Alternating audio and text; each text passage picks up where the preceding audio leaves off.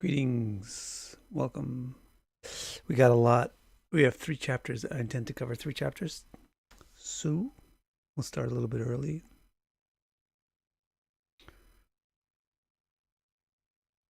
Here we go. We're up to chapter 21. This is Prithu enlightening his citizens. To greet their king, the citizens decorated each part of his city with strands of pearls and flowers, and draped cloth from its golden gateways, and flooded the air with the most wondrously fragrant incense. They washed the roads, squares, and lanes with water infused by sandalwood and agar wood, decorated them with flowers, whole fruits, shoots of grains, and lamps, and lined them with clean young betel trees and banana leaves in fruit and flower. Strands of young mango leaves decorated everything. The citizens greeted the king with limitless lamps shining auspiciously. More brilliant than the lamps were the shining young maidens with glistening jewelry who came forward to welcome him. He entered his palace to the sound of priests singing the Veda, while drums and conch shells boomed. He had no vanity, in spite of being the object of so much adoration and respect. Indeed, he, the object of so much worship, turned to worship each one of his citizens, from the famous and important nobles down to the common workers. He gave each one what they wanted or needed. Fully satisfied, they all overflowed with good wishes towards their king. Thus began his reign over the earth, marked by constant magnanimous welfare work, which made him history's most famous ruler, greater than any other person, and elevating him to the transcendental position. So that is what Maitreya intends to be the end of the story of Prithu. So Maitreya intended really to tell Vidura details about how Prithu came into being by being cloned from Vena, and how he fixed the famine that Vena caused by getting the earth to be willing to give milk, and then milking the earth in different ways. And then having some innovations in agriculture and landscaping, making things flat to get rid of the terrace, to get rid of the famine. And then he told a story about Indra getting nervous about Prithu upstaging him, and then trying to interfere with Prithu's 100 horse ceremonies. So after the end of that ceremony, you see, why does it say that this begins his work as a king? Because you perform the horse ceremonies as part of the coronation of the king.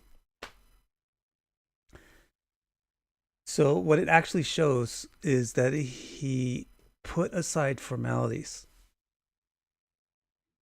He delayed the coronation ceremony until after his emergency situation was fixed. It was quite practical. So in other words, when he was created to rule the country, the world was in a big problem. So they briefly enthroned him. The gods appeared and gave him various gifts, but he didn't do the whole elaborate inauguration ceremony. He just got his basic, sat on the throne, given gifts, declared king, and then he got to work. This is really important, actually. He got to work right away on the thing that's at hand. It's more important to get down to business than it is to cover all the formalities. After he solved the famine, then he could perform the ceremony even. You couldn't even perform the ceremony with the famine going on. Then Indra interfered with the ceremony, but who cares? That was the bottom line was, who cares? It's just a formality. And then after that ceremony, he comes back as the official king, and now he rules the country for a long time. And then now Vidura is going to respond, because Maitreya pauses now as if this is the end of the story. He told Vidura how Prithu came to be king. Make sense?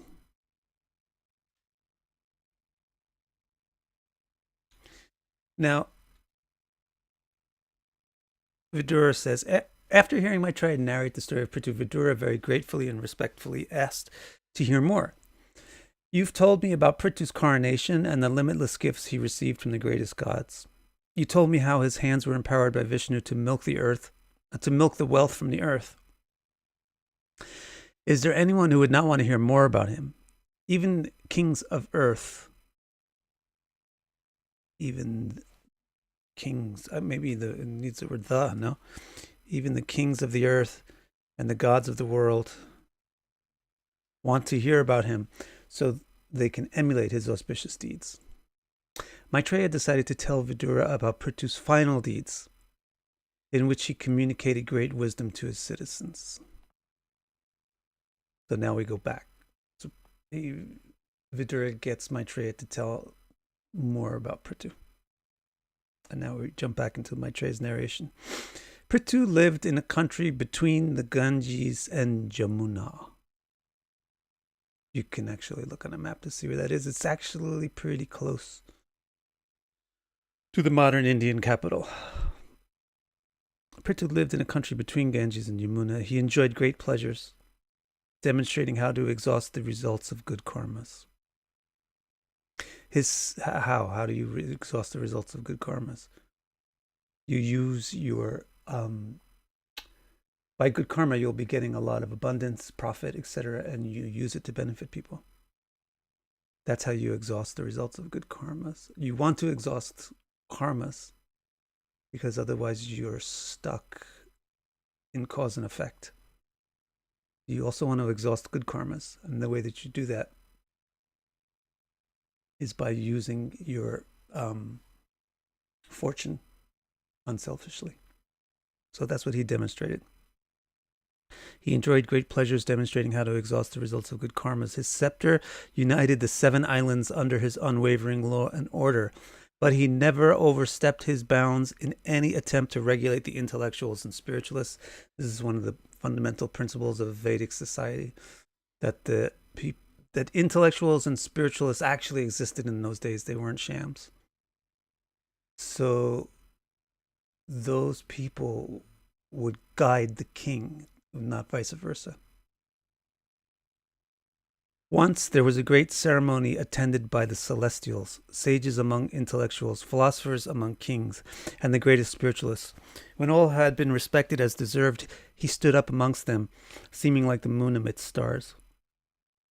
As the leader of the ceremony, see, this is how do you exhaust the results of good karma? You use your affluence to benefit the people. So what he would do is he would organize these kind of parties where very good thinkers and people who understood life would attend and speak to people.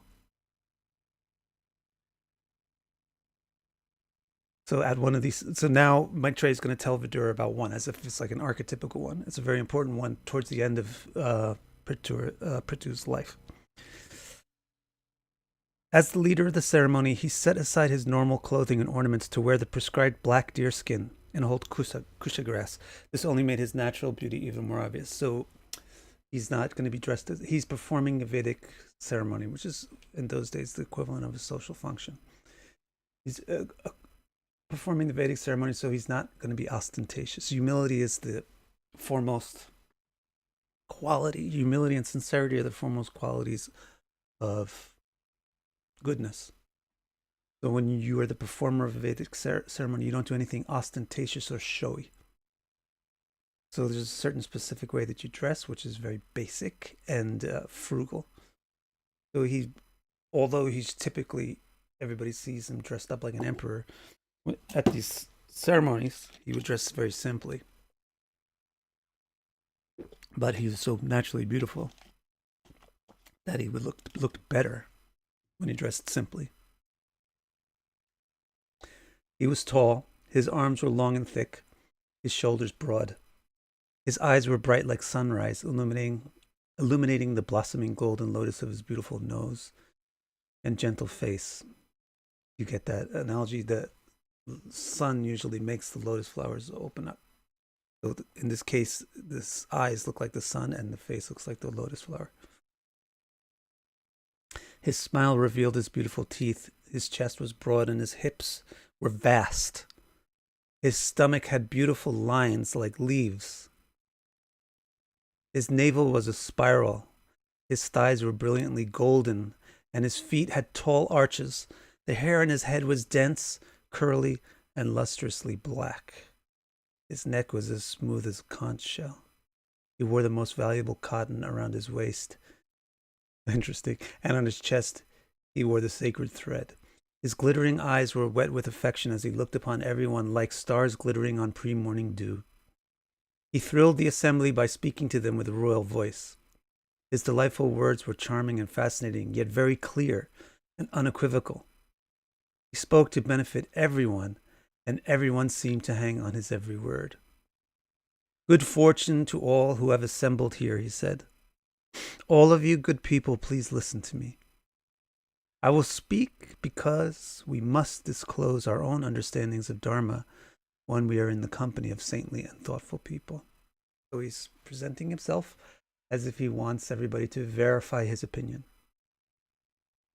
because he has an idea and he wants to make sure it's okay. He's not presenting himself as the king, and I'm going to tell you what you're going to, I'm going to tell you right and wrong. I'm going to tell you what you don't know. He's saying, you guys know, you guys are superior to me, but now that I'm in your company, I want to share with you what I know and make sure it's correct. I will speak of my dharma, my duty. You have employed me to wield the scepter and rule the people, so my duty is to protect all of you and give you employment befitting your various talents and stations. That's the duty of the king. Protect and employ. So give the people a way of earning a livelihood and protect them from danger. That's the function of a government, and government rests on the leader of the government, the king. By carefully fulfilling this duty, I will attain the goal that spiritualists glorify. This is the part that is interesting. By carefully fulfilling his regular worldly duty, he will achieve a spiritual result. Fulfilling our duty is what makes our fate bright and all our wishes come true, for it satisfies the overseer of fate. A king who only taxes the people but does not employ them in fulfilling their duties not only loses his own fortune, he gains a share of their misfortune. So the king who just takes but doesn't give. You tax so that you have money to pay salaries. You tax so that you have money to build things for the people. This is a king that only taxes and doesn't do anything with that for the people is going to get a share of all the bad deeds that everybody does as a result of their scarcity. So, my dear citizens, for your own sake, and for my sake, out of affection for me, as an offering to my afterlife, please do your duties without jealousy or envy of one another, with your thoughts aiming towards transcendence. All of you, please have sympathy for me. All the pure ancestrals, gods, and sages agree that in the afterlife, the results of our deeds are shared equally by the performer, the director, and the supporters. Let me know if you have questions. I'll take a look at the chat in a bit. The people may have been confused how performance of worldly duties would grant a result glorified by spiritualists and would fix thoughts towards transcendence. So Prithu shared his realization of how the Supreme Being is intimately connected even to our ordinary duties and responsibilities. O spiritual and cultured people, he explained, there must be someone overseeing our endeavors and ensuring their just rewards. Otherwise, why should we see that different people get different results in this life and after their death, such as being born into exceptionally brilliant circumstances? So many great people come to this conclusion, he concluded. He continued, like my grandfather Anga, his forefather Priyavrata, his father Dhruva, and his father Uttanapada, and his father Manu. Even the leaders of the demons, Prahlad and his grandfather Bali, acknowledge the existence of a causeless entity who enforces destiny, symbolized by his carrying a club. That's why Vishnu is Vishnu Gada. That's why he covers why he's Gadadhara, why he carries the club. It symbolizes that he's the enforcer. Enforcer of what? Enforcer of the mechanisms that make certain results come from certain actions.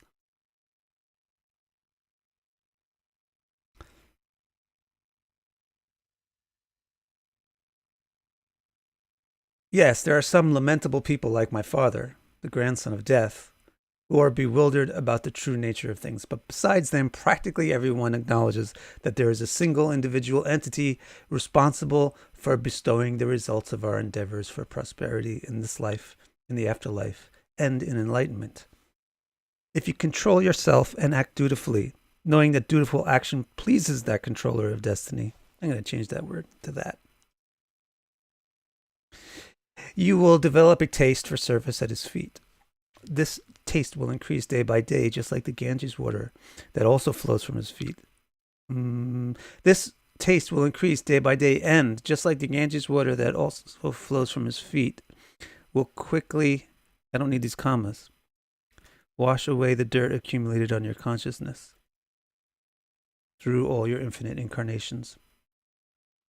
Then, are you getting the point? Might be a little convoluted through all the wording, but he's saying there's actually a person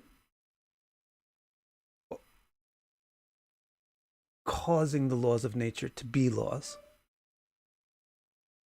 There's an intelligence or a will which establishes laws.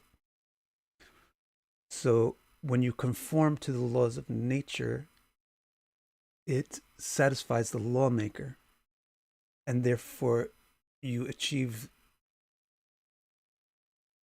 good things. When you follow the law, you get protected by the lawmaker. So you achieve successes. By getting good things from somebody, you like that person.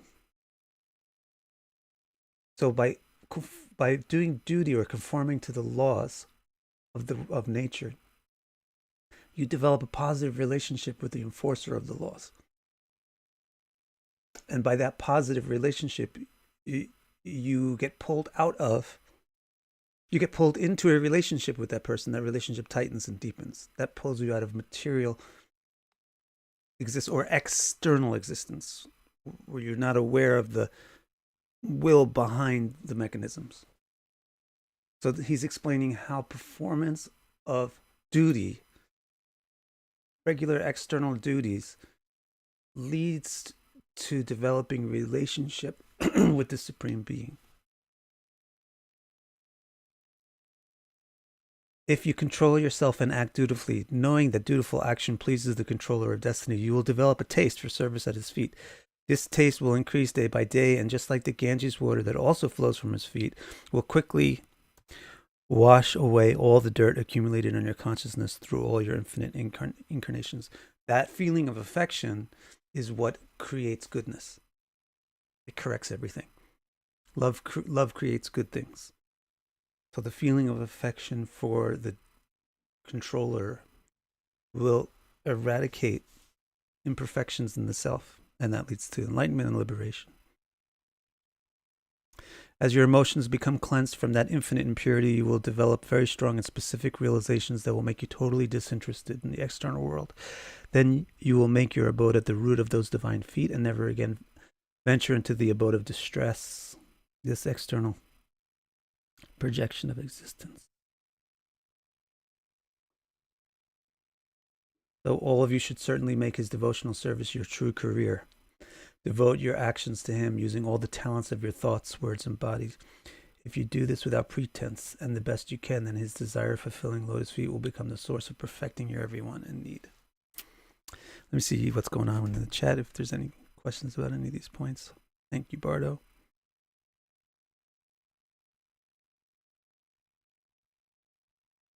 Yes, Graziella. Yes. All right, no specific questions.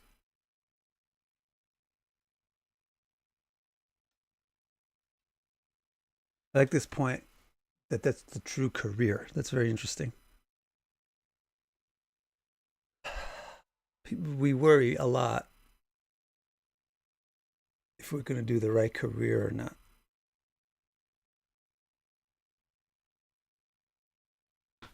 But that's just due to overabsorption in externals. It doesn't, whatever you do is fine. This is another very basic premise of Vedic culture. Doesn't really matter whether you do A or B, it matters why you do it and what you do it for. You can just be a simple person cutting stones and cutting rocks into bricks. But that could be the deepest activity, that could be the most purifying spiritual activity, depending on why you're doing it. More than a scientist, more than a philosopher, more than a meditator. Can embody science and meditation and philosophy. Or conversely, you can be a big philosopher. That can also be the greatest thing. It can also not be good. It doesn't really matter what your career is. It matters whether or not it pleases the master of the world. And that how do you do that? You do that by helping things to exist, helping things to thrive, helping things to be happy, helping things to progress. If your activities help others, then it pleases the manifester of reality. That's the real career. It doesn't matter whether you're cutting stones into bricks or designing art paintings or whatever. If you think that that's going to make you happy, that you need this career as a stonecutter and you don't want the career as a painter, you're going to be baffled to wind up when you figure out that you finally by tooth and nail got to be a stonecutter and you still are the same person with all your miseries and troubles and fears.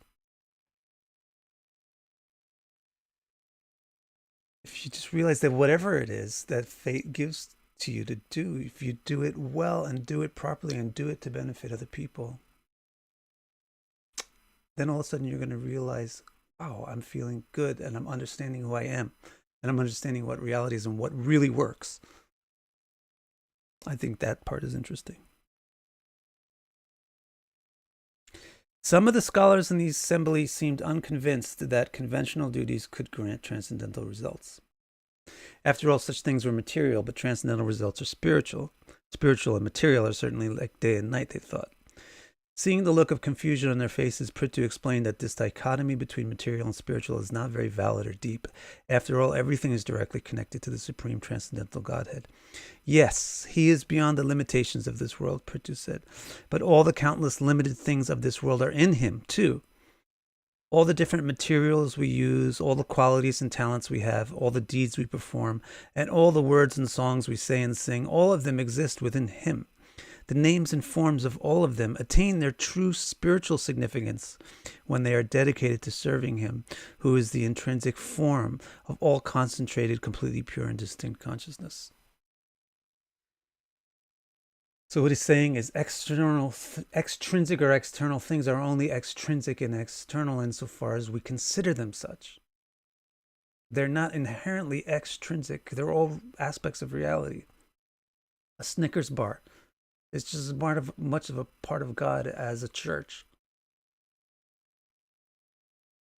Or an ashram in the mountains of the Himalayas. There's nothing less spiritual about a Snickers bar than there is about a waterfall in the Ganges. There's nothing more spiritual about a Himalayan mountain than there is in a coffee shop. They're both the same, but it's insofar as our perception goes. We would recognize the spiritual significance of a waterfall in the Himalayas easier, faster, more obviously than we would recognize the spiritual significance of a Snicker bar in a convenience store. But actually, there's no difference. So therefore, just as you can be spiritual by doing whatever you do in the waterfall in the Himalayan mountains, you can be spiritual by doing whatever you do with a Snickers bar.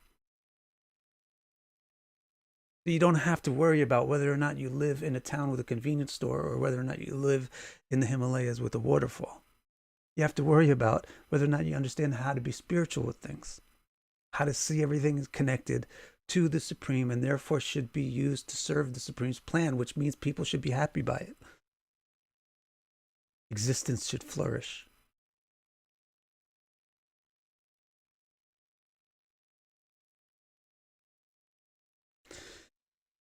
This material body is produced by consciousness interacting with several things: the external reality, time, emotions, and the inherent principles of things. Nonetheless, ultimately is a product of consciousness, spirit. Therefore, it is capable of achieving the greatest spiritual results, just as wood is capable of producing fire. So the body and the whole world, it's a combination of several things, but the force which is combining those several things is consciousness or spirit. Therefore, the combinations of the things are spiritual manifestations. Your body is spirit. Your world is spirit. That's why you can do spiritual things with your life. Different types of wood produce different types of flame. Similarly, different endeavors with the material body can produce different results, even on the spiritual plane.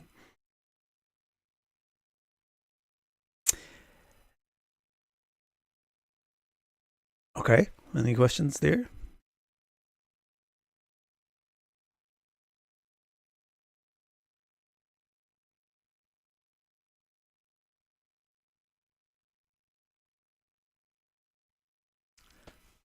Things change, BKS, according to my feelings.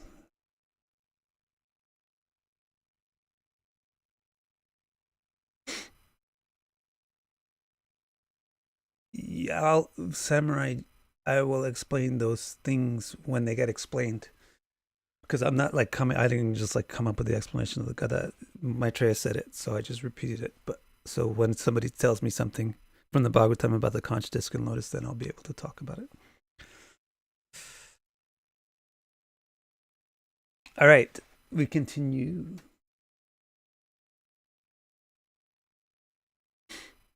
Everyone assembled expressed their agreement with what the king had said, and this put Prithu's mind at ease. And he said, all of you have given me a great, kind gift. You accept Hari as the ultimate goal of your efforts, the most important guide and the supreme proprietor, and you agree with my advice to carefully and reliably dedicate your own worldly responsibilities to his service. The great devotees and philosophers replied, you are our king. Of course we will follow your instructions. And Prithu protested, no, I do not give you orders. No ruler should ever exert his power over philosophers who have fixed their consciousness upon glorifying the Supreme and are thus enriched with a wealth of perfections such as forgiveness, forbearing, and learning. The devotees replied, you are empowered by Hari himself. You can certainly order us. Prithu refused. Even Hari, the original person, constantly reveres and respects the feet of philosophers. This is why goddess Lakshmi constantly stays by his side, and this is why his fame has the power to purify the universe more powerfully than any other force. He is the hidden root of every being and is completely self-sufficient, but still he is enamored by the learned philosophers and constantly serves them by satiating their needs. Like Lakshmi, I too greatly admire Hari's natural humility and want to emulate it, so I consider myself a servant of the learned in every way. Anyone who stays in regular contact, that's very, very interesting on a very deep level. I don't know who will appreciate this, but Prithu is in Lakshmi's bhava, which he expressed to Vishnu directly before in the previous chapter, that he wants to become a being like Lakshmi and have that relationship with Vishnu. Because of that, since he's now functioning in a masculine role as a king, he would therefore emulate Vishnu. Because Lakshmi adores Vishnu. And he admires Lakshmi. He wants to be in that position like Lakshmi. It's a really interesting thing. So when you feel yourself in Lakshmi Bhav and have that appreciation of Vishnu from Lakshmi's perspective, then you would emulate Vishnu as well, if your function is like as a king or something. This is an interesting point. So I'll just read it one more time. He says, like Lakshmi, I too greatly admire Hari's natural humility and want to emulate it. So I consider myself a servant of the learned in every way. Anyone who stays in regular contact with philosophers, serving them humbly, will also soon find their own needs and desires satisfied, and their consciousness filled with its own natural, peaceful satisfaction. There is no better way to perform sacrifice than to serve philosophers. So this is an interesting point. And this is, Prithu may have established this. Historians recognize that there's a shift in ancient Indian culture at a certain point between these kind of enormous ceremonies that Prithu was like doing, like with the horse ceremonies and so forth, to this other way of like reverence, taking reverence for philosophers more than reverence for gods. Prithu may have been the inaugurator of that transition. In what he says here, he says, there's no better way to perform sacrifice than to serve the philosophers. Do not use a fire altar for sacrifice. Use the mouths of the philosophers. A fire has no life. What is the point of feeding it? Feed the mouths of philosophers who are expert in the subject of reality. The limitless Supreme is far more satisfied by such sacrifice because he is always concerned for the most civilized philosophers. Philosophers preserve the spiritual knowledge of the Veda, which is eternal, brilliant, and ever relevant. They realize this knowledge by devotion. They preserve it and they realize it. They realize it by devotion, forbearance, good conduct, silence, self-control, and extreme concentration. These qualities make the philosophical mind into a mirror upon which the true import of philosophy manifests clearly for all to see. O honorable people, Prithu concluded, for as long as I live, I will always carry upon my crown the pollen dust from the lotus feet of philosophers. This will quickly destroy all my misdeeds and make me fully qualified to truly love Hari. When someone acquires such qualifications, having treasured manners, always feeling grateful, and always learning from superiors, he certainly achieves every goal conceivable as a consequence. May I become satisfying to the philosophers, to the cows, and to the people's ultimate refuge and his devotees. May I become satisfying to the philosophers, to the cows, and to the people's ultimate refuge and his devotees. Namo Brahmanya Devaya Go Brahmana Hitaya Cha. So the concept is, if good beings like you, then you're doing good. And if bad beings like you, then you're doing bad. So what Prithu is saying is, if good beings, like cows are good vegetarian creatures that always give. They just give. Their body is just made to like give. So cows are considered to be very exemplary. Philosophers, and then God himself, the people's ultimate refuge, and the devotees of God. Those four. If those four people like what you're doing, then you're doing good. That's what he says. All right, next the audience is going to respond.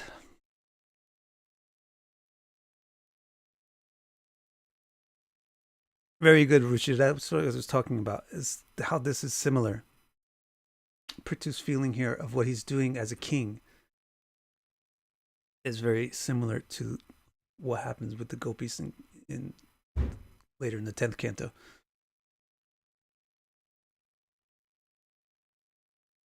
The audience now responds. The ancestrals, divinities, and philosophers were satisfied and delighted by the king's speech. All the good people said, very good, very good. Sadhu, sadhu. Now we know what the Vedas Now we know what the Vedas mean when they say that parents attain success through their children. The guardian is partially responsible for the deeds of the protected. That was the opening thing, the opening statement from the king. It was, please, you guys do good because I'm responsible for your activities.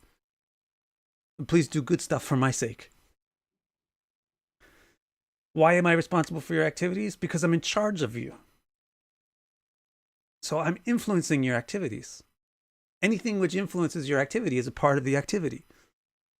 So the influencer of activities have a share in the action, therefore they have a share in the result. So the guy said, now this makes sense why it says the parent prospers or suffers by the result of the child. It's because the leader, the influencer of the activity, prospers or suffers by a result of the activity that they influence. By your excellent deeds, you are saving your wicked father. Now, conversely, he's the son of Vena. The parent participates. This is like very, very loopholey because he wasn't raised by Vena or anything at all. But by your excellent deeds, you are saving your wicked father Vena from the darkness of being killed by the curse of philosophers. The way that loopholes actually work is that Vishnu is affectionate. Therefore, he likes loopholes that give him a ability to be more affectionate. Just like greedy misers like loopholes that give them the ability to be more greedy and miserly, like tax loopholes and so forth. Similarly, Vishnu likes karmic loopholes because it gives him the ability, for the opposite reason, it gives him the ability to be gracious. So the enforcer of destiny can be gracious on Vena, on the loophole that Vena is remotely Prithu's father, and Prithu did so many wonderful things. So some of what made Prithu came from Vena, so Vena gets some involvement in the activity. By your excellent deeds, you are saving your wicked father Vena from the darkness of being killed by the curse of philosophers. It's like Hiranyakashipu, who entered the darkness because of hating the all-attractive, but was saved by the effect of his connection to Prahlad, his son. They blessed the king. You are the greatest hero, just like a father for the entire earth. May the years of your life be endless, for we see that you are devoted to infallible Achyuta, who is the true maintainer of all the worlds. Then they expressed their gratitude. Excuse me.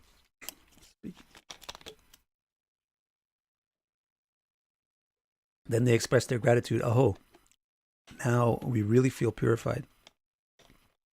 For we've heard the enlightening words flowing from your lotus-like face, describing the true master Vishnu, who is the subject of topmost poetry and the illuminator of philosophers. Lord, it is not surprising that you can govern and provide livelihood for your people, for it is the trademark nature of great people to be affectionate and compassionate to the masses. Prabhu, all-knowing destiny keeps us wandering here and there in our petty tasks like blind men, but today you have brought us closer to the other side of darkness. Other side of darkness. That's it sounds so much like it could be a lyric from a song. There's one song that uses the word, the other side of madness. Finally, they offered their respect. You are the most exalted and evolved, yet also the most original and primal existence, the most glorious person. Through the philosophers, you nourish the rulers, and through the rulers, you protect the philosophers. Through both, you protect this whole world. We offer you our respect. All right. Like I said, we got 3 chapters to cover today. So we're going to go on to the next one.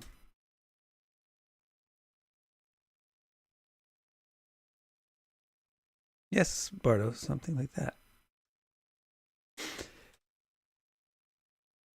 So the next chapter is something else that Maitreya mentioned in passing earlier to Vidura. Remember, the story is Maitreya is trying to go from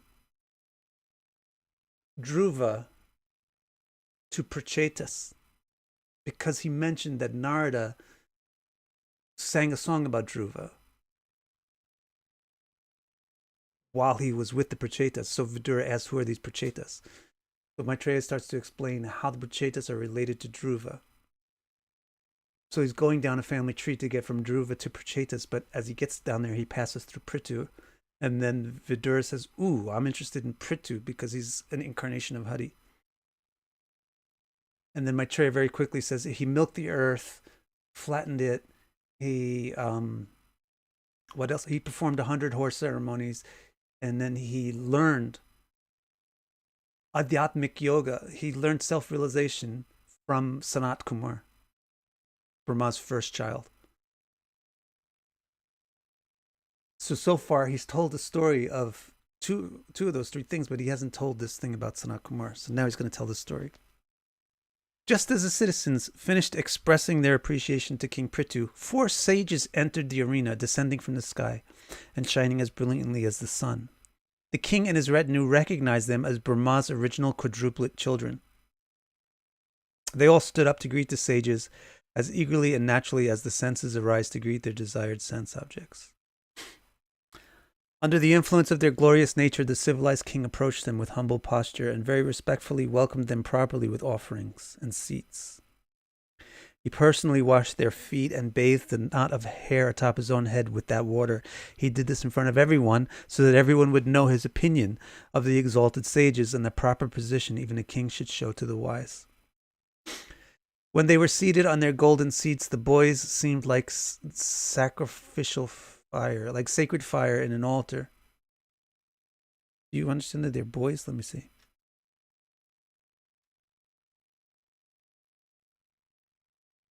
When you just say 4 sages, you probably envision them as old people with beards. 4 very young sages entered the arena, descending from.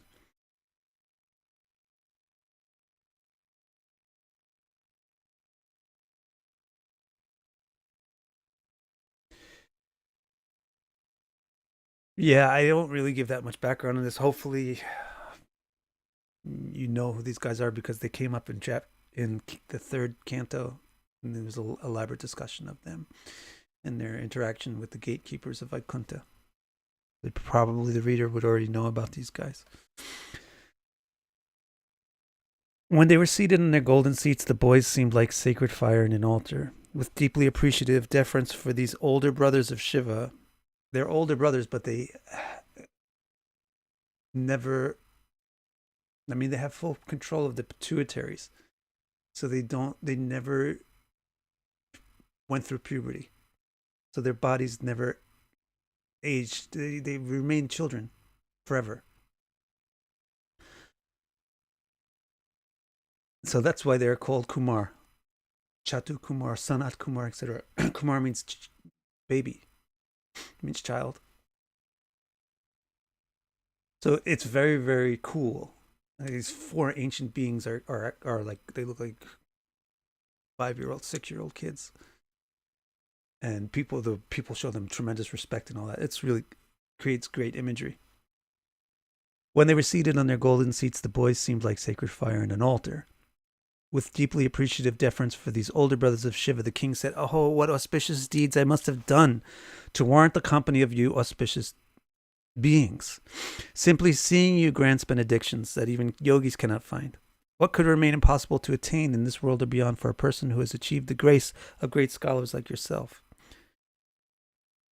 The boys appeared uncomfortable with the praise, so the king said, "You are, like your brother Shiva, devotees of Vishnu, so my praise is not an exaggeration." The boys accepted this, but still tried to dodge the king's praises. "We travel everywhere, so what's the big deal about our coming here?"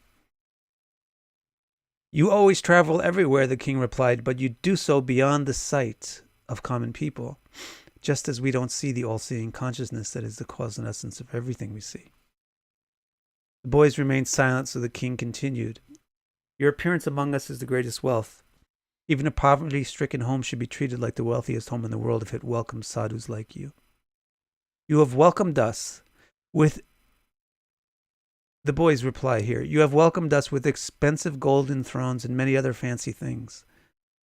A poor home has no such things. So how would they properly welcome a sadhu?" "Wealth is not important to a sadhu," the king said. "Every home at least has water with which they can welcome you." "Well, what if their well has run dry?" the boys asked. "They can spread some grass on the ground for you to sit on." "What if their land is barren and they have no grass?" If they don't even have grass, they can sweep a portion of the ground for you to sit there. What if they are stricken with illness and cannot even get up? Then they can simply offer you their heartfelt feelings. Is this inferior to the fancy reception you have given us? The boy sages asked. Not at all. Maybe I've drawn this out too much. Doesn't really have to have all this question and answer going back. It's not that complex. But anyway, I think I'm just going to keep it like this. Not at all, the king replied. Wealth is not important. The feelings of affection and respect for the sadhu is. A home may overflow with opulence and wealth, but if it is devoid of the water that washes the feet of sadhus, it is like a tree full of snakes. One should not recline in its shade. The boys' faces glowed with delight and appreciation for the king's deep and sincere realization. Swagatam, the king declared. We welcome you. You are the greatest scholars. You have taken up strict vows in your quest for enlightenment. And although you are most serious, devoted, and deep persons, you move about in the form of children. My question for you is this. Most people know nothing except what their senses show them. Plagued by this disease, they value nothing except external objects, and they get completely dragged down by their own endeavors to enjoy these objects. Oh, Master, is there any hope for them? Can anything cure them and bring them true happiness? Feeling bad for having jumped quickly into his question without asking anything about his guests themselves, the king explained, I don't ask you how you are doing, because there is no doubt that you must be doing well. You are delighted by virtue of your own consciousness, and therefore have no concern with good and bad, or any other illusions. People say you are ascetics, but in fact they are the ones who suffer difficulties, not you. You are friends and guides of all of us, so I am asking you, what is the most effective way for people suffering in this world to get relief? The king concluded his question by saying, the unborn moves in this world in the form of perfect beings like you, and through you he manifests himself clearly to his devotees, for he is the very self of the self-realized. Now, Sanat Kumar is going to answer the king's question. The child sages smiled lovingly and happily when they heard Prithu's words, so sweet, appropriate, essential, accurate, and to the point. Sanat Kumar replied on behalf of them all. What a wonderful question you've asked, Emperor, about the welfare of all living beings, the boy sage said. Although very learned, sadhus always ask questions. That is how their intelligence works. Just as you are happy to be in our company, we're happy to be in yours. The meeting of sadhus is certainly wonderful, because their questions and answers allow peace and prosperity to unfold for everyone. The king humbly scoffed at the sages calling him a sadhu, so the boy explained. It is obvious, king, that you have real desire to hear about the qualities of the lotus-like feet of the slayer of ignorance, Madhudvisha. This desire washes away the impossibly rooted muddy stain of selfishness from the inner core of our beings. The king could not speak, so the boy continued, let me answer your question. We have carefully examined all the Shastra and reached a definite conclusion. The true cause of relief from suffering is to lose attachment to a self-concept that has nothing to do with the true self, and to fall solidly and strongly in love with the conscious entity who is beyond all conventional qualifications. That's his answer. How do people get free from suffering? His answer is the cause of suffering is to not be clear about who you actually are. Therefore, how will you get happiness when you don't know what you actually want? And the cause of happiness is to actually fall deeply into love, like completely understand who you actually are in relation to the root consciousness, the root of all beings. So to understand the self is the most important thing to being happy. These guys are pretty advanced in how they talk about it. So they're already talking about how the self is based on a super self. And therefore, to understand the self means to understand the super self. Please tell us, the king advised, how we can fall solidly and strongly in love with that transcendental being. The auspicious method is to practice Bhagavad Dharma by thoroughly and wholeheartedly learning the spiritual philosophy about the nature of the all-attractive Bhagavan. Worship the master of mystic potency by constantly hearing about and discussing him. How will we be able to engage in this auspicious method consistently, the king asked. You will have to distance yourself from those who consistently want to do other things due to their relentless hunger for indulging in sensual pleasures with sexual partners. How can we distance ourselves from these people, the king asked, when we are these people?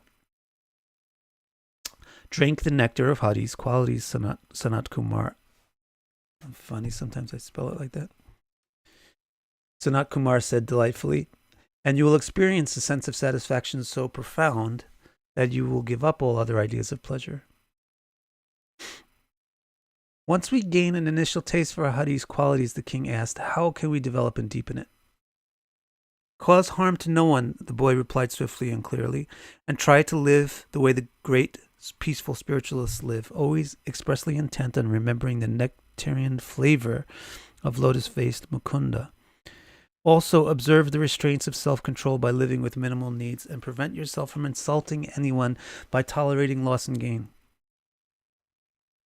To summarize, the boy sages concluded, we can most easily fall in love with that transcendental consciousness beyond conventional qualification by always decorating our ears ever more and more devotionally with the beautiful sound of Hari's wonderful qualities described by his devotees.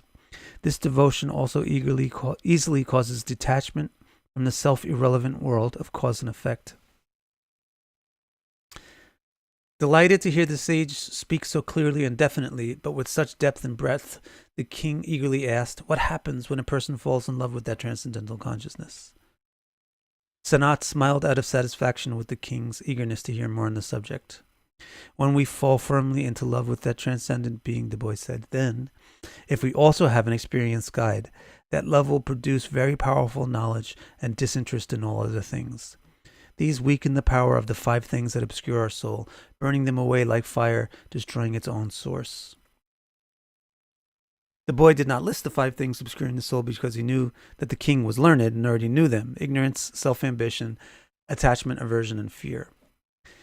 What happens, the king asked, when that transcendent love arises in the soul's mental and emotional coverings and then burns them away? When these things are burnt away, we become emancipated from our external attractions. And when we cease to look at external things, we instead see our inner selves with perfect clarity. The previous obstructions which prevented us from seeing the supersoul within us are now gone, just as things in a dream disappear. Please explain this a little further, the king requested. Our desires for sensual pleasures place a veil on our perceptions, causing us to see ourselves as the entity of primary importance. This blocks us from seeing our intimate and absolute dependence on the entity of truly ultimate importance, the superself. However, when desires are burned away by love for the transcendent, that veil disappears, and we no longer see ourselves as being independent from the supersoul. When the veil is in place, we see ourselves through the qualities in the veil, and therefore imagine the qualities of the veil to be integral parts of who and what we are. This gives the false impression that we are independent entities, separated from one another and from our root self, the super-self. Why does this veil hiding the true self and super-self exist in the first place? The king asked with great feeling. The boy sage explained that it exists because of attraction to perceiving objects independently and externally. How does this loss of self occur? The king asked in exasperation. In the same way that grasses on the bank of a lake suck out the lake's water, the boy explained. Asked to elaborate, the boy said, senses attracted to sensory objects drain and pull on the mind's attention. Without that power of attention, the intellect's power of comprehension fades. As comprehension fades, its resources, memories, decay and dissolve from disuse. Without a library of memory, cognition itself decays. Cognition is the core of the self, so scientists describe this vicious sequence as self-destruction. The king was silent and grave, and the boy sage solemnly said, nothing in the world could be worse than this. Thinking other things dearer, we destroy our own self. What happens to a living being, the king asked sorrowfully, as their consciousness and cognition decays and shrinks? It is so ironic, the boy said. By always concentrating on the pursuit of pleasures, a human ruins his chance for attaining any of them, because his powers of cognition and understanding decline, gradually transforming him into an immobile life form. Silence came over everyone as they contemplated this misfortune, and then the boy said, "If you want to avoid this terrible darkness, never let yourself become obsessed with things that disturb your progress towards the four goals: pleasure, security, morality, and liberation. Of these four goals, be the most interested in liberation, for the fearsome other three are always connected with things that end. Success or failure in those three generates a result in the ever-changing qualities of this world. Thus, even the gods cannot avoid destroying the very blessings they bestow in those three areas." "How can we progress towards liberation?" the king asked. "Direct your attention towards the supersoul." "But how?" the king asked, "if there is a veil hiding him from my perception?" The boy explained how to indirectly perceive the supersoul in the world that we can readily experience. Try to see that the all-attractive shines inwardly and outwardly from the core of every moving and non-moving being as the ultimate origin of their consciousness. That bright shine is hidden, sheathed within the airs and senses of the body, but one should try to be aware of it and realize, "I am that." "It sounds as if the Supreme Soul is caged within confinements," the king said. "How can this be?" "He certainly manifests within these better or worse things," the boy explained, "but those things are unreal, like ropes mistaken for snakes. By careful consideration, you will see through the illusion and realize that all these snakes are just misconceptions of the constantly limitless, uncontaminated purity of reality. In truth, the Supersoul is situated in the reality of things, which the stain of karma cannot conquer. This is why we should seek him out." Then, moved by a surge of devotional ecstasy, the boy sang of the Supersoul. The tips of the petals of the lotus of his feet, delight in the dalliances of devotion. They unbind the bonds of dire desire, which are wild waves. Those devoid of devotion can never dam. Let us adore that most adorable Krishna, Vasudev's son, the most brilliant form of consciousness. The boy then looked affectionately into the king's eyes and said, with words echoing the same melodious cadence, "Existence is such a hardship. It drowns us hopelessly in a miserable sea of fear, where our life is devoured by 6 sharks. But if we adore all-attractive Hari, his adorable feet become a boat that rescue us from that dangerous and terrible sea." Now the next section, how to pay a sage. Extremely grateful. I'm just going fast because with the Bhagavatam, you can just stop with one word and talk about it for 6 days. So in order to just get these 3 chapters out today, we're going quick. Extremely grateful that the self-knowing young children of Brahma had given him a clear vision of his true self-interest, the king said, "Compassionate Hari must have felt compassionate towards me. For all of you blessed spiritualists have come to me. You, his devotees, are equally compassionate as he. So you have let me put that in. So you have very thoroughly manifested his compassion to me. What can I give you in return? All I have are gifts handed down to me from sadhus. All of those gifts I then gave entirely to the teachers and philosophers. I gave them everything, my kingdom, forces, land, treasury, as well as my home, children, and wife, and even my own self. I made them the commanders of my armies, the leaders and administrators of my kingdom. I did this because I believe that those who know Vedic Shastra are the only ones capable of leading society. They accepted everything I offered, but distributed it all wisely to the various members of society. I therefore possess nothing to give you. You have shown us our true selves and very conclusively explained how to walk the path towards the all-attractive revealed in the Vedas, but how can we repay you? In truth, though, you need no payment, for your constant deeds of unlimited mercy bring you perfect satisfaction with which nothing can diminish. All we can do is offer you water in our cupped hands. And now for the end of Prithu's story. After hearing Prithu's respectful and thankful words, those masters of self-realization praised his good character and then disappeared into the sky right before everyone's eyes. Vena's son Prithu, the very great soul, fully invested himself into their spiritual instructions. Composed within a spiritual self-concept, his self-satisfaction made him feel that his desires had been achieved. He certainly paid careful attention to his duties and responsibilities, doing what he was responsible for as best as he could with whatever resources he could engage. He saw all these responsibilities as practical expressions of spiritual knowledge. He did nothing for his own separate interest, but dedicated all activities completely for the sake of spiritual progress. He did not see himself as the master of his deeds, for he saw that position belonging to the super self, who is at the root of all existence and beyond all things. He lived in the midst of a very opulent royal palace, but never felt any interest in what it might offer for his personal pleasures. He always thought, I am not significant. Thus he dwelt amongst opulence just as the sun is unaffected by the things it shines upon. Always performing his responsibilities in the spiritual state of mind. Always performing his responsibilities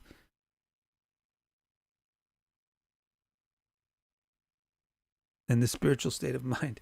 That's weirdly constructed. He always performed his responsibilities in this spiritual state of mind. Thus his wife Archie was able to give him 5 children who were exactly what the king hoped for. The 5 boys were named Vijitashva, the conquering stallion, Dhumrakesh, tamer of the wicked, Haryaksha, golden eye, Dravina, real wealth, and Vrika, the wolf. Prithu possessed the qualities of all the gods.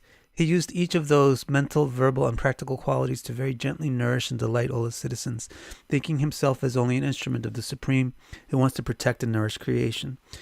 This is the sense in which people called him Raja, in the sense of delighter more than ruler, for he was as delightful as the moon, and he was powerful like the sun, whose heat extracts water wealth from the wealthy ocean and distributes it across the earth.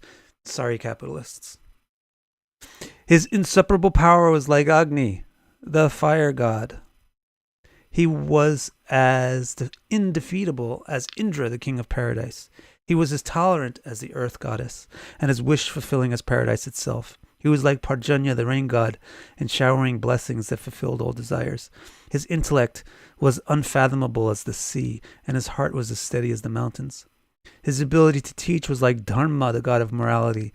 He was as astonishing as the Himalayas, and his treasury was like Kuveras, the god of wealth, and his hidden stores were like Varunas, the god of the depths. His power, majesty, and will spread everywhere like the wind. His anger was like blessed Rudras, the god of destruction. His beauty was like Eros, the god of romance. His pride was like a lion's. His affection was like Manu's, the original father of humanity. And his creative power was like blessed unborn Brahma, the god of creation. His knowledge of Shastra was like Brihaspati, the guru and priest of paradise. In self-control, he was like Hari himself. No one was his equal in devotion to cows, teachers, scholars, and Vishnu, and no one was his equal in tending the needs of his followers with humility and gentility. Everyone celebrated him throughout all planes of existence, and his fame delightfully entered the ears of women, just as Rama's fame delights the ears of his devotees. Now, I'm intent on finishing these chapters that I prepared, so I'm going to keep going. Chapter 23, Prithu's Final Days. Prithu fulfilled the wishes of his master by protecting the people and all living creatures, fostering tremendous economic growth, and upholding good moral principles. But once he saw that he was becoming old, he left his weeping daughter, the earth, and crying citizens, in the care of his sons, and went alone with his wife into the rugged forests, where he was self-controlled and self-aware. He had 2 objectives. First, to teach his citizens how to end their lives in the best way possible, and 2, to ensure he achieved his cherished objective. There, he deeply understood the sincere rules of the forest dwellers and began to practice fierce austerity. as enthusiastically as he formerly ruled his kingdom. It's just, I have to take one break and just mention something interesting that crossed my mind. The sincere rules is interesting. Sincere rules of the forest dwellers. So you have two sets of rules in the Vedas. One's basically for city folk and one's for forest folk. For city folk, they have elaborate rituals. And for forest folk, they have very stripped down rituals. So that's why they're called the sincere rules. But if you're a city folk, then you're dealing with a lot of opulence and you're dealing with a lot of material things. So you involve a lot of that stuff in your ceremony. But if you're living in the forest, you get rid of all those incidentals and you only concentrate on the sincere core of it. So as he moved out of the city into the forest, he realized what's the difference? It's the sincerity and minimalism by which the forest dwellers, aranyakis, by which they practice their yoga. Like his ancestor Dhruva, for a few weeks he ate only raw roots, tubers, fruits, and leaves. Then he drank only water, and finally he ingested only the air.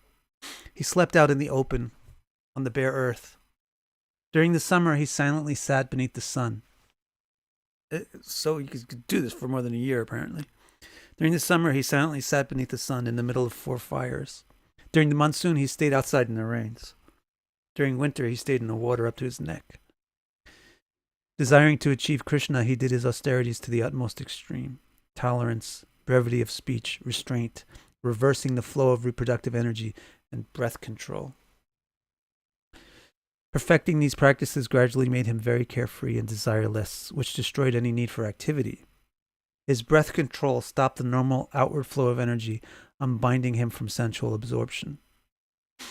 That greatest of men worshipped the original person using the highest form of self-realization yoga he had learned from the blessed child Sanat. Always eagerly striving to emulate the divine nature of great persons, he became unattracted to anything other than love, or the all-spiritual, all-attractive. With all of his endeavors aimed at the all-attractive, his pure existence constantly, perfectly, and completely dwelt on that. Wisdom arose, generating a disinterest that was sharper than a knife, and cut away the confusing and distorting coverings of his consciousness. Having cut away all extraneous self-concepts, he firmly achieved his true self. When that happened, he became fully fulfilled and truly desireless. He did not endeavor even to maintain his yoga practice, for it already had achieved its ends. The practice of yoga is relevant only as long as it has not produced its ultimate result, ardent attraction to the sound of Vishnu's fame. Having united himself completely with himself, there was no further purpose to continue his life as a great emperor. It was then that he abandoned his body and firmly, completely attained spiritual existence. And the last chapter, the last bit here, Yoga for Ultimate Death. By sitting with both heels pressing upward on the pelvic floor, he elevated and established his vital breath gradually at his navel, stomach, breast, neck, and forehead. From there, it proceeded to slither upward and enwrap the crown of his head. Since he was without desires, he willfully dissolved his body, consolidating his airs into air, his fires into fire, his earths to earth, his empty spaces to space, and finally his waters to water. Having separately amalgamated all the physical constituents of his body, he then annihilated them by dissolving the earths into the waters into the fires, and the fires into the airs, and the airs into emptiness. So this is actually, you're going to see actually that Archie has to perform a funeral for him, so he doesn't actually disintegrate his body, but this is the nyas, or this is the way of unbinding the consciousness from the body. It's not literally doing anything with the literal earths, waters, fires, and airs of his body, but it's the mechanism for unlocking the prana from the senses and then unlocking the consciousness from the prana. He then proceeded to dissolve his subtle material existence. As each physical element dissolved, its perceivable quality became dislocated. Then he consolidated those dislocated qualities into the mental powers that perceive him. Then he consolidated those powers into their coordinator, the mind. And finally, he consolidated this consolidated form of all material things into its own source, material identity. Then he consolidated material identity into material nature itself, the ultimate source of all material qualities. He's packing up. He's pulling back the self from its investment. So he's withdrawing all his investments, starting from the earths and then the airs, etc. He pulls back all the investments and folds them into the thing that they came from. Left with nothing but his own conditional existence, he sacrificed that into the very essence of its origin, conditional perception.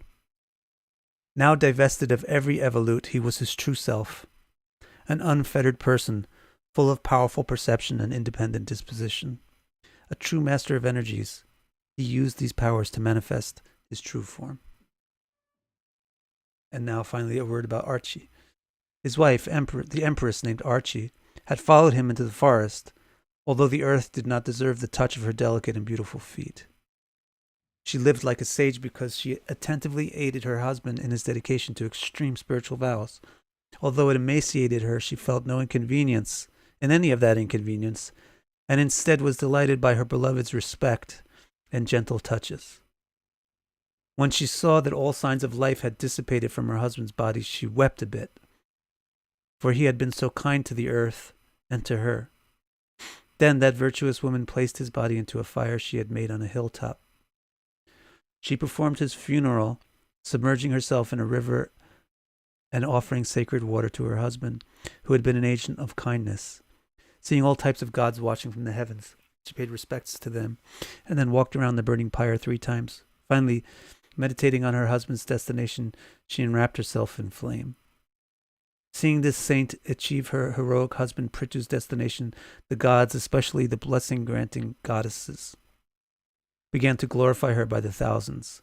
From the heavens they showered flower petals and played drums as they discussed. The goddesses said, "Oh, this blessed wife adored her husband, the king of earth's kings, wholeheartedly, just like Shri adores Vishnu. Now, look up. A figure shines in the sky more brightly than the funeral pyre below. It must be that saint, following her husband, Prithu. Ah, her amazing deeds empower her to rise above us. Earthly mortals have flickering lives, but that allows them to quickly achieve Bhagavan and anything else they desire if they practice the path of selflessness. Oh, what a waste for a human to act like a selfish animal, denying themselves their own hard-earned access to liberation." While being praised by the immortal goddesses, the wife arrived at her husband Prithu's location. There, having obtained ultimate self-realization, they gained the shelter of the inscrutable. Finally, Maitreya's closing comments. Maitreya said, I've told you the glorious tale of Prithu, the greatest lover of the all-attractive. This is a very wondrous and purifying story. Anyone who reads, hears, or explained it wholeheartedly will become like Prithu. It bestows intellect to intellectuals, kingdoms to kings, wealth to merchants, and saintly devotion to the common people. Hear it carefully 3 times. We've only heard it twice now. This is our 2nd time hearing it. So that means you need to hear it again on your own. Hear it carefully 3 times, and an infertile man or woman can gain many excellent children. A poor person can become extremely rich. An unknown can become famous. A fool can become a scholar. This tale brings all things auspicious and destroys all things inauspicious. Hearing this tale nullifies the effects of Kali Yuga and grants fame, fortune, health, and heaven, which are merely the ornaments of the 4 ultimate goals that it also grants: morality, security, pleasure, and liberation.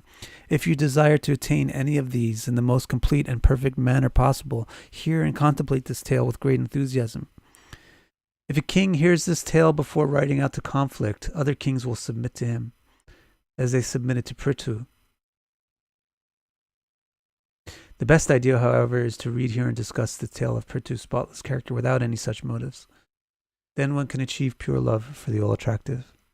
We should try to achieve the same goal that Prithu sought in the superhuman deeds that I described in this glorious tale. One who hears and discusses this tale of Prithu daily, respectfully achieves liberation by attaining truest, deepest love for the all-attractive, whose feet are a boat, traversing the ocean of conditional existence. 3 chapters.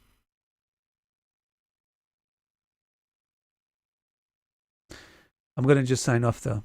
Yeah, good. You guys didn't really give any. Good, guys. Thank you very much for attending.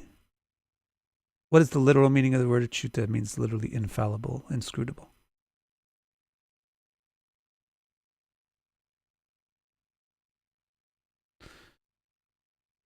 Okay. Bart, let me answer your other question. Is Brahma a Saguna Brahman of a current yuga? No. Saguna Brahman is the Brahman which is perceivable. Everything which is perceivable is Saguna Brahman. Also, you maybe getting hung up on words. Brahma is not the same word as Brahman, although they're both related to the word Brahm, which means to comprehend.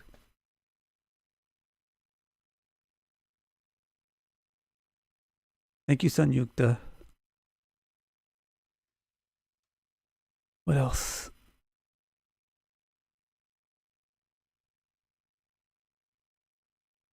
Thank you, Mary. All right, friends.